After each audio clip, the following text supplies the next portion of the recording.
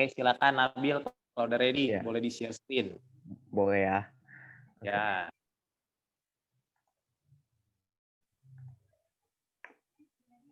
Sudah muncul belum, Pak? di saya sudah. Oke. Saya langsung mulai aja ya, Pak. Boleh. Selamat pagi semuanya. Kali ini saya akan menjelaskan tentang sistem ekonomi komando. Apa sih yang dimaksud dengan sistem ekonomi komando? Sistem ekonomi komando atau terencana adalah sistem ekonomi yang mengatur investasi dan alokasi modal sesuai dengan rencana-rencana ekonomi dan produksi yang telah dicanangkan. Ekonomi terencana sering dikaitkan dengan sosialisme dan dalam sejarah didukung serta diimplementasikan oleh negara sosialis Marxist-Lenin. Apa sih fungsi sistem ekonomi komando? Yaitu ada 6. 1. Menghindari terjadinya monopoli pasar. 2. Meningkatkan kekuatan industri. 3. Kesejahteraan sosial menjadi prioritas utama. 4. Menjadikan pemerintah sebagai pusat kendali semua aspek ekonomi. 5. Percepatan pembangunan nasional. 6. Mengatasi masalah ekonomi modern. Apa sih ciri-ciri sistem ekonomi komando? Yang pertama adalah semua alat dan sumber-sumber daya dikuasai pemerintah. Yang dua, hak memiliki perorangan tidak diakui. Yang ketiga, tidak ada individu atau kelompok yang dapat berusaha dengan bebas dalam kegiatan perekonomian. Yang terakhir, kebijakan perekonomian diatur sepenuhnya oleh pemerintah. Contoh negara yang menganut dalam sistem ekonomi komando. Dari negara yang menganut sistem ekonomi komando umumnya selalu dikaitkan dengan negara yang menerapkan sistem komunisme atau sistem sosialisme. Di bawah ini adalah negara-negara yang pernah atau sedang menerapkan sistem ekonomi komando. Yang pertama adalah contoh sistem ekonomi komando Rusia, era Soviet. 2. Cina, era Mao Zedong. 3. Kuba. 4. Korea Utara. 5. Belarusia. Apa saja kelemahan sistem ekonomi komando?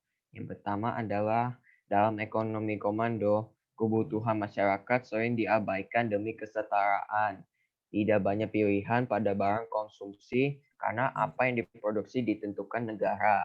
Yang kedua, kebebasan dibatasi, pemerintah memiliki kontrol penuh terhadap perekonomian. Yang ketiga, ada inovasi sangat rendah. Yang keempat, tingkat kompetisi sangat rendah. Yang kelima, berpotensi munculnya pasar gelap. Yang keenam, kinerja ekspor rendah. 7. Jumlah barang yang tersedia tidak seimbang dengan permintaan. Yang terakhir, banyak subsidi ekonomi salah sasaran. Nah, apa saja kebaikan dalam sistem ekonomi komando? Yang pertama, dukungan pada sektor industri penting sangat baik. Monopoli pasar oleh pemodal besar tidak terjadi.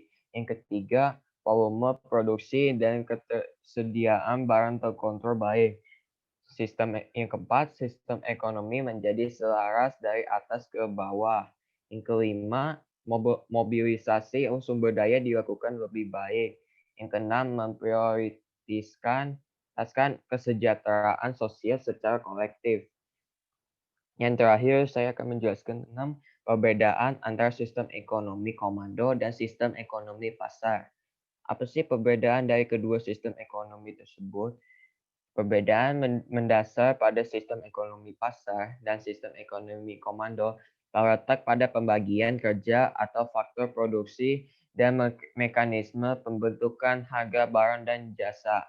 Aktivitas dalam ekonomi pasar dikendalikan oleh hukum permintaan dan penawaran, tidak diatur oleh otoritas pusat. Sedangkan dalam ekonomi komando, perekonomian direncanakan dan dikontrol sepenuhnya oleh pemerintah pusat. Sekian dari penjelasan saya tentang sistem ekonomi komando. Terima kasih. Oke, terima kasih Nabil. Pas dulu. Oke. Nanti kalau ada pertanyaan, catat dulu aja ya. Nanti kalau ada pertanyaan-pertanyaan kita bahas sekaligus aja. Sekaligus nanti saya kasih komennya juga terakhir. Kalau ada pertanyaan tadi mengenai sistem ekonomi komando, dicatat dulu, nanti kita bahas terakhir barengan. Oke. Nabil sudah, berikutnya Aileen. Masalah ekonomi dan kebijakan untuk mengatasinya. Silakan kalau ready boleh di-share.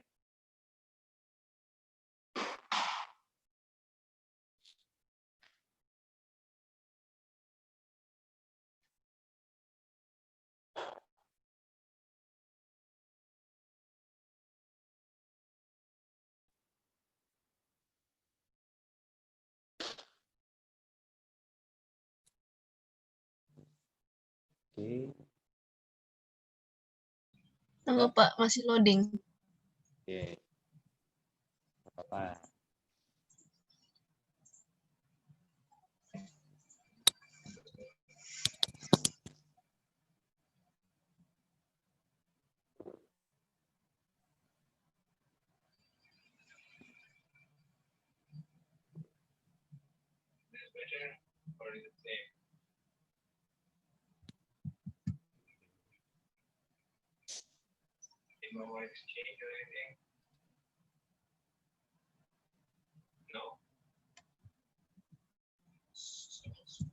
Sudah?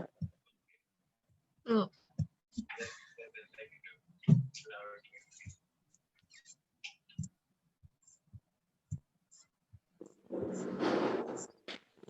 Nah.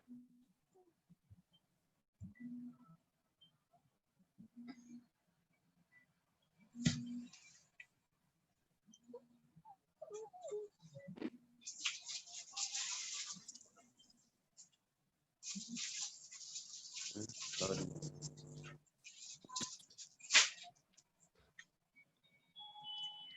Pak, izin turun bentar Pak, mau buka pintu. Ya. Waduh, ditinggal kita.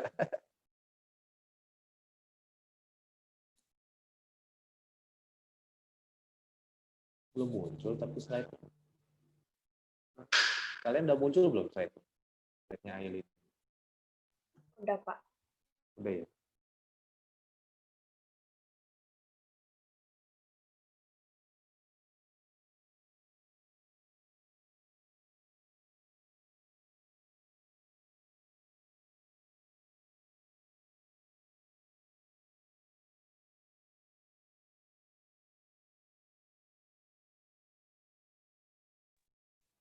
Oke, sambil tunggu Aileen. Oh, udah ya? Udah Pak. Oke, silakan kalau sudah ready.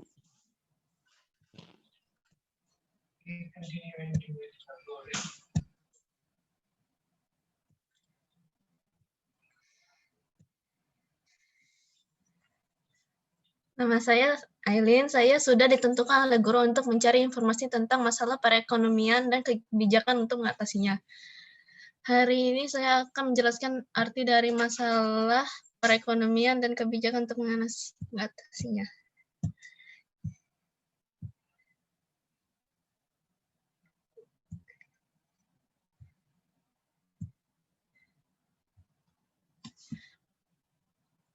Inti dari masalah ekonomi adalah terbatasnya sumber daya dibandingkan dengan kebutuhan manusia yang bermacam-macam dan tidak terkendali. Dari sini ada dua masalah ekonomi.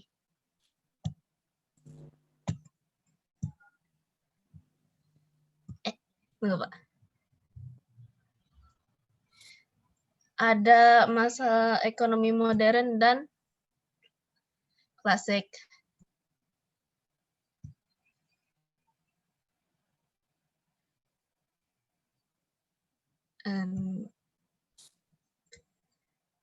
Masalah ekonomi modern adalah problematika yang dihadapi siklus ekonomi yang menjurus secara luas atau kompleks.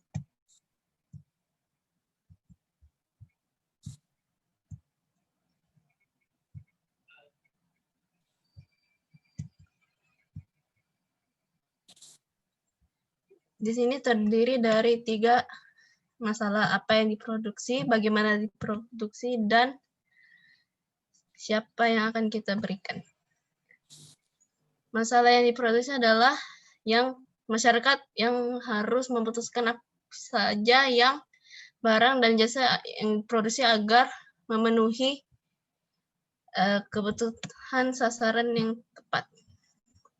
Yang pertama adalah skala prioritas kebutuhan masyarakat atau bisa dibilang kebutuhan pasar. Masyarakat akan membedakan kebutuhan yang mana yang mendesak untuk dipenuhi, kurang yang mendesak, dan kebutuhan yang tidak mendesak.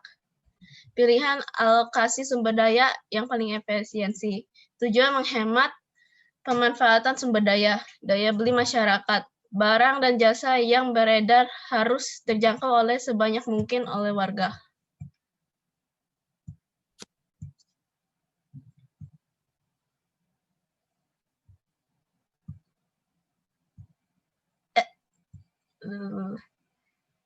Lupa.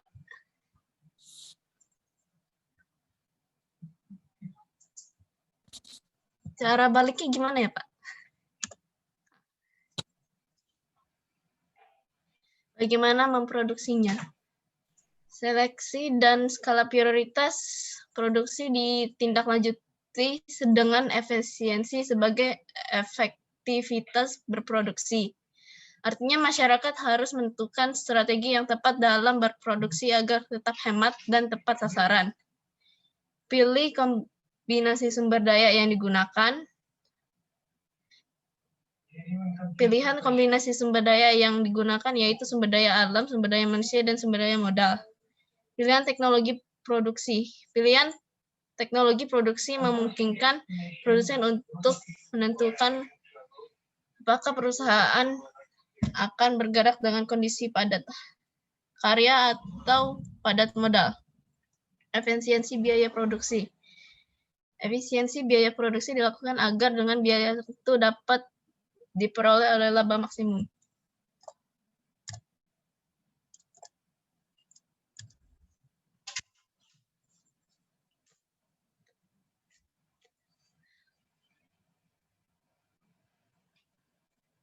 Untuk siapa diproduksi?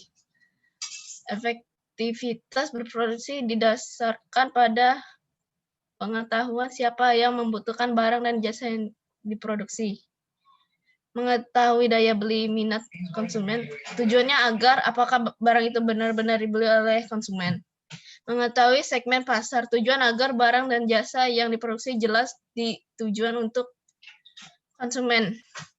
Tentukan alur distribusi dan produsen ke konsumen. Tujuan agar barang dan jasa benar-benar sampai ke tangan konsumen.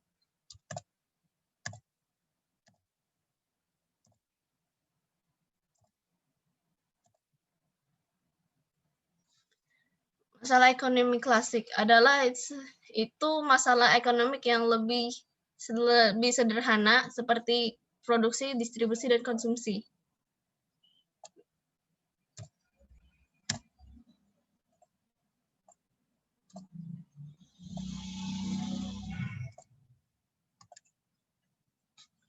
Masalah produksi. Dalam masalah produksi, masyarakat harus menentukan bagaimana menghasilkan barang dan jasa agar bisa memenuhi beragam kebutuhan yang muncul.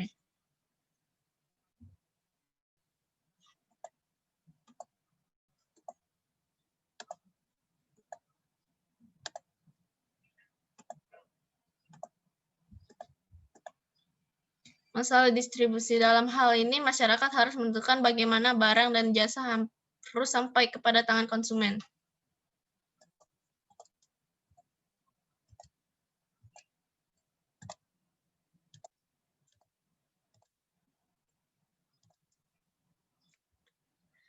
Masalah konsumsi. Untuk masalah konsumsi, masyarakat akan menentukan bagaimana barang dan jasa yang beredar dapat dikonsumsi sesuai dengan kebutuhan yang ada.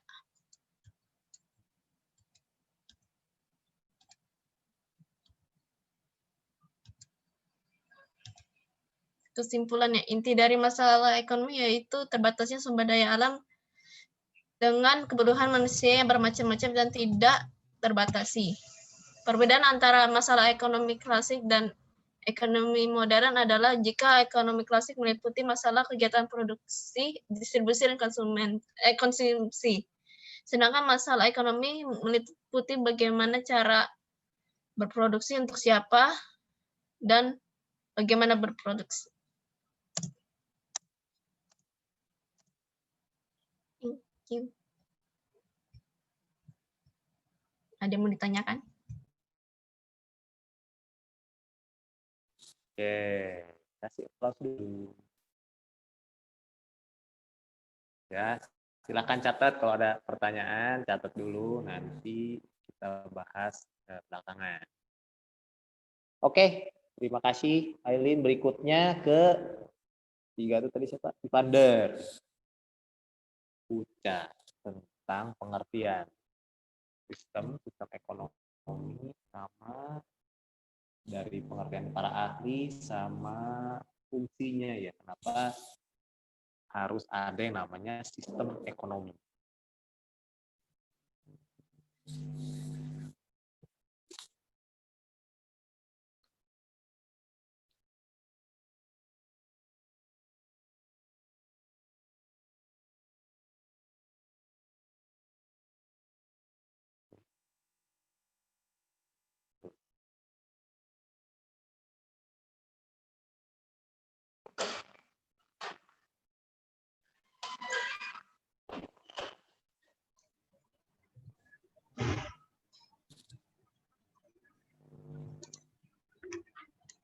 Oke, selamat pagi. Hari ini saya akan mempresentasikan tentang sistem ekonomi.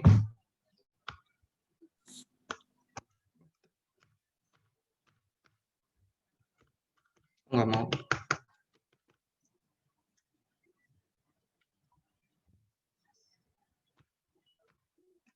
Nggak mau. Kenapa nggak mau ini ya? Nggak mau next. Lihat dulu. Lihat dulu. Nah.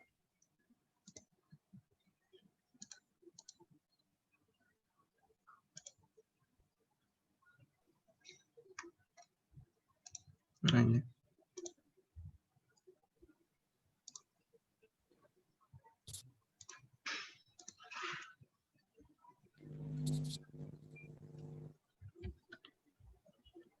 Tetap nggak mau coba. Itu. Belum.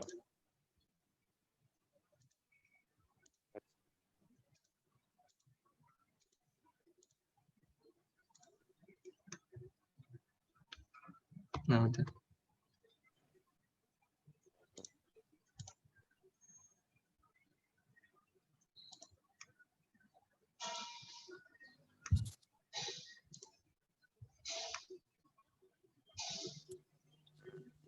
Nah, bisa nih. Muncul belum? Ya udah. Ini ya. Selamat pagi. Hari ini saya akan mempresentasikan tentang sistem ekonomi. Next. Sebelum mengetahui tentang sistem ekonomi, kita perlu mengenal tentang sistem. Pengertian sistem. Sistema itu berasal dari kata Yunani yang mengandung arti sehimpunan bagian atau komponen yang merupakan satu keseluruhan atau a whole. Suatu sistem terdiri dari bermacam-macam elemen yang bekerja sama untuk mencapai suatu tujuan. Next.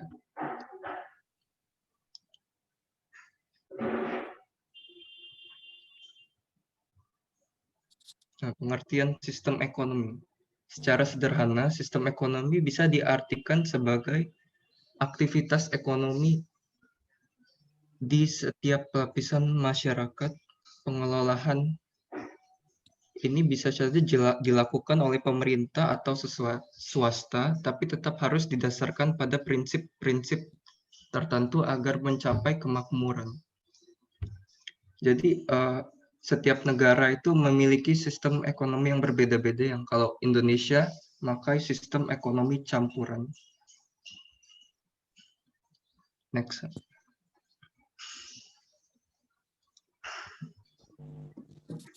Pengertian sistem ekonomi menurut para ahli. Menurut Gilarso, sistem ekonomi adalah keseluruhan tata cara untuk mengkoordinasikan perilaku masyarakat, mencakup produsen, konsumen, pemerintah, bank, dan lainnya dalam menjalankan kegiatan ekonomi baik produksi, distribusi, dan konsumsi, maupun investasi yang membentuk suatu kesatuan utuh yang teratur dan dinamis sehingga mampu menghindari kekacauan di bidang ekonomi. Dan menurut MC Eckern, sistem ekonomi adalah seperangkat mekanisme dan institusi untuk menjawab pertanyaan tentang apa, bagaimana, dan untuk siapa barang dan jasa diproduksi. Next.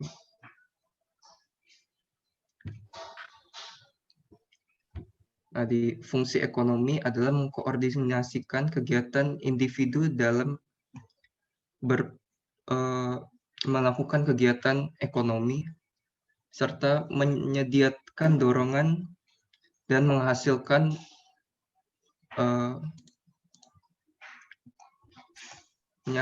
produk-produk dan jasa.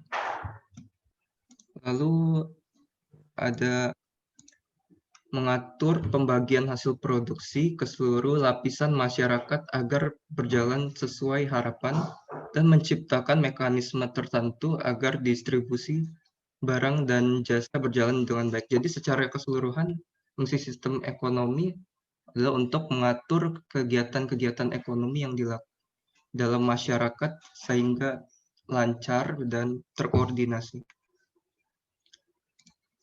Dan next. Nah, kesimpulannya adalah sistem ekonomi merupakan beragam cara yang bertujuan untuk mengendalikan segala kegiatan ekonomi yang yaitu mencakup produksi, distribusi, dan konsumsi. Udah. Thank you. Ada pertanyaan?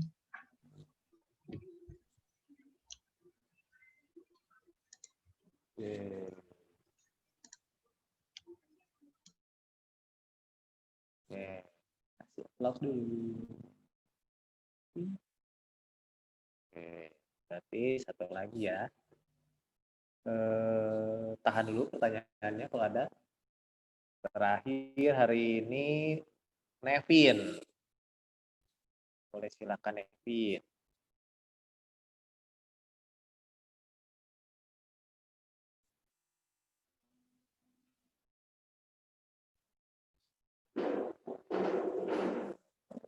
Udah Pak, udah mungkin belum Pak? Sudah. Oke, selamat pagi. Hari ini saya akan presentasi tentang sistem ekonomi Indonesia. Bentar Pak, rusak Pak, nggak bisa enter. Diklik bisa nggak diklik?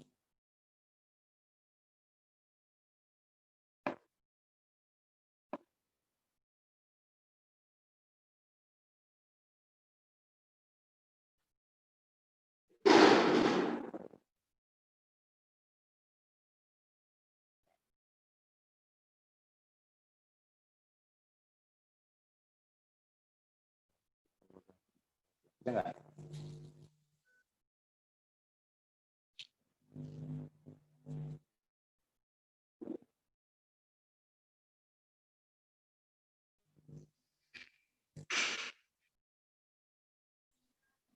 Arti sistem ekonomi Indonesia.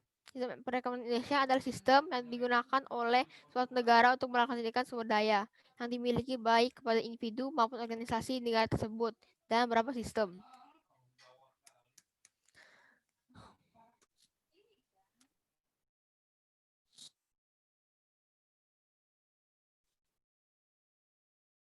Pak, ini Pak, nggak bisa bentar ya Pak.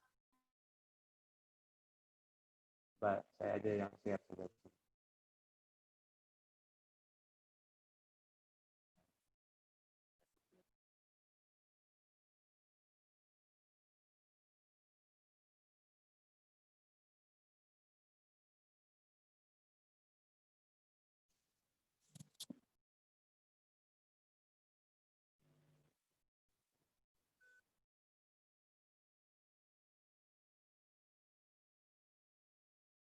Nah,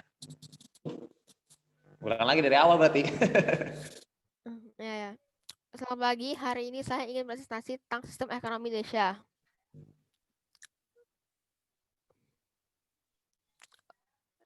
Oke, ada yang hilang nggak, Pak? Ciri-ciri sistem ekonomi Indonesia. Mengutamakan kemakmuran dan kesejahteraan rakyat agar tercapai kebutuhan hidup sehari-hari. Kedua, sebagai cabang produksi yang penting dikuasai negara. Adanya kebebasan individu secara mutlak dalam melakukan sistem ekonomi, baik dikelola secara individu atau kelompok. Sistem perekonomian berdasarkan asas kekeluargaan dan tidak mengandung unsur kekerasan pada sistem tersebut.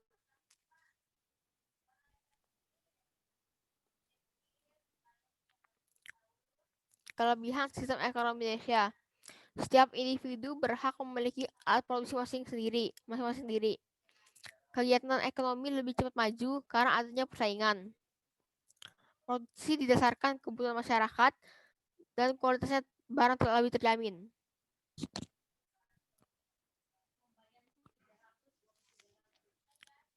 Kekurangan sistem ekonomi Indonesia. Sulit terjadi pemerataan pendapat, menimbulkan monopoli, rentan terhadap krisis ekonomi, dan adanya eksploitasi.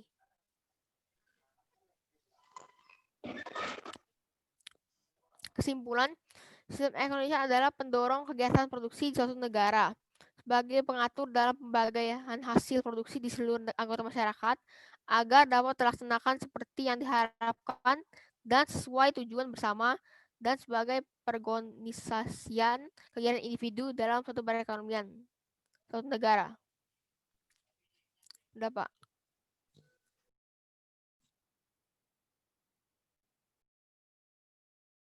Oke, kasih aplaus dulu. Oke, berarti sudah 4 orang yang mempresentasikan sharing hasil dari pencarian informasinya. Terima kasih banyak. Oke, nah ini sisanya berarti 3 lagi berarti hari Kamis ya, Aster, Beta, sama Dera. Nah, coba dari semua tadi 4 teman kalian presentasi, ada yang ditanyakan dulu nggak? Atau ada pertanyaan nggak mengenai tadi pengertian sistem ekonomi, terus sistem ekonomi komando, sistem ekonomi di Indonesia, dan masalah ekonomi serta kebijakannya, kebijakan pemerintah dalam mengambil keputusan untuk mengatasi masalah tersebut. Ada nggak? Ceritain dulu nggak?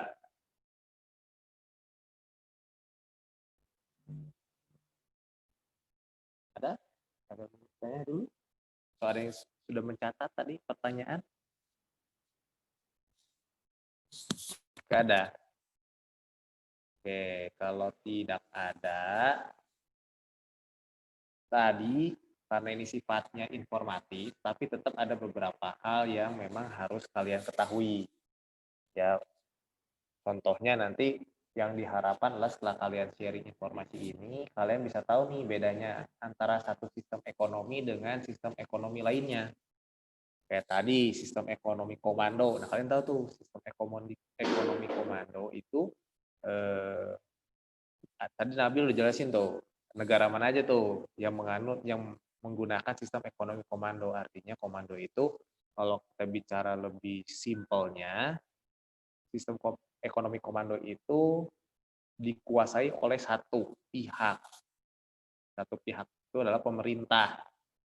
Ya, jadi pemerintah yang menguasai semuanya. Kalau pakai sistem ekonomi komando, itu rakyatnya nggak ada yang kaya, karena semuanya harus rata, adil.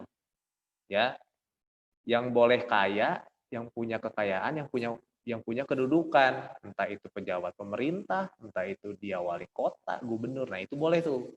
Tapi kalau masyarakatnya nggak boleh, karena semuanya ditentukan oleh pemerintah, oleh satu pihak. Cuma satu pihak yang berkuasa, tidak ada lagi. Ya, tadi salah satunya udah dijelasin di situ tuh, dulu ada Uni Soviet. Ya, sekarang kan udah pecah tuh Uni Soviet tuh, udah nggak ada. Nah, yang paling gampang dan banyak kita dengar infonya itu kalau sistem ekonomi komando itu Korea Utara. Tuh, sampai model rambut aja ditentuin. Cuman ada beberapa. Gak boleh tuh di warna-warna, di mohak-mohak, gondrong-gondrong gitu, nggak bisa di sana. Terus penghasilannya pun dibatasi, nggak boleh misalkan penghasilnya yang orang yang bekerja nggak boleh gajinya lebih dari 5 juta, udah ya. Tapi di sana rakyatnya merasa adil karena nggak ada yang semua dipenuhi oleh pemerintah, kebutuhan hidupnya dipenuhi oleh pemerintah, ya adil. Nggak ada yang lebih kaya, nggak ada yang lebih miskin. Di sana nggak ada yang miskin. Ya kalaupun miskin, ya miskin semuanya. Yang kaya, ya kaya semuanya. Cuma yang membedakan adalah status sosialnya aja. Kalau dia pejabat, ya berarti dia boleh punya mobil tuh. Kalau misalkan bukan pejabat, nggak boleh di sana. Pakai public transportation. Gitu. Itu sistem ekonomi komando. Jadi cuma dikuasai oleh satu pihak, yaitu dikuasai oleh pemerintah. Ya, kalau sistem ekonomi Indonesia sebenarnya itu gabungan dari beberapa sistem ekonomi, tapi lebih tepatnya itu sistem ekonomi Pancasila Indonesia. Jadi bukan campuran dari, kan nanti yang beta kan sistem ekonomi campuran. Nah, Indonesia itu bukan sistem ekonomi campuran. Sistem ekonomi memang campuran dari beberapa sistem ekonomi, tapi disesuaikan dengan tujuan dari bangsa Indonesia itu seperti apa. Berdasarkan Undang-Undang Dasar 45, berdasarkan nilai-nilai Pancasila, berdasarkan moral nilai-nilai budaya Indonesia. Nah, itu disesuaikan. Itu bedanya. Ya. Nah, kalau masalah ekonomi banyak sebenarnya. Ya, nanti saya coba jelasin lagi contoh-contohnya, bentuk-bentuk dan jenisnya seperti apa. Karena masalah ekonomi ini semua apapun sistem perekonomiannya tetap ada masalah. Ya, banyak masalahnya tetap ada. Oke, itu ya. Jadi hari ini cukup 4. Nah, ada beberapa hal yang perlu diperhatikan. Saya kasih tips and trick kalau presentasi. Saya ulangi lagi. Yang pertama, buatlah PowerPoint-nya yang menarik, yang eye-catching. Ada warna, terus perpaduan warna tulisan dengan background-nya itu harus sesuai. Terus ya enak dilihat lah, minimal enak dilihat. Gitu kan. Itu yang pertama. Yang kedua, hindari terlalu banyak tulisan. Kayak tadi contoh Aileen tulisan semua, Nabil tulisan semua, Nevin tulisan semua. Akhirnya cuma baca. Itu bukan presentasi, itu namanya baca. Ya, mungkin baca berita. Ya. Itu kayak cuma storytelling, cuma ngobrol, cuma cerita doang. Nah, kalau presentasi kan saya bilang, karena kita online sebenarnya ini lebih gampang untuk kalian. Kalian boleh nyontek. Itu slide cuma misalkan beberapa slide, cuma judul-judulnya doang, kasih gambar aja udah cukup. Kalian tinggal cerita aja. Ya perlulah tulisan dikit-dikit topik-topik utamanya nggak masalah. Tapi penjelasannya kamu tinggal nyontek aja lihat. Ya, kamu layar laptop kamu bisa dibagi 2, nanti tinggal sebelah kanannya kamu nyontek, tinggal baca. Atau kalau ada buku di sebelah kanan kamu tinggal lihat, kayak begitu. Jadi usahakan hindari tulisan yang terlalu banyak. Karena kalau kamu nanti presentasi di depan banyak orang, dengan banyak tulisan, makin banyak ditemukan kesalahan dan makin banyak pertanyaan. Nah, itu yang dihindari. Ya. Lalu ya intonasi, artikulasi jangan ya santai aja kalau presentasi, nggak usah buru-buru. Oke ya, hari ini cukup ya. Kita ketemu lagi di hari Kamis berarti ya. Tinggal lagi nanti kita bahas lagi. Oke? Terima kasih buat pagi ini. Sampai ketemu hari Kamis. Selamat beraktivitas, selamat belajar kembali. Oke? Bye.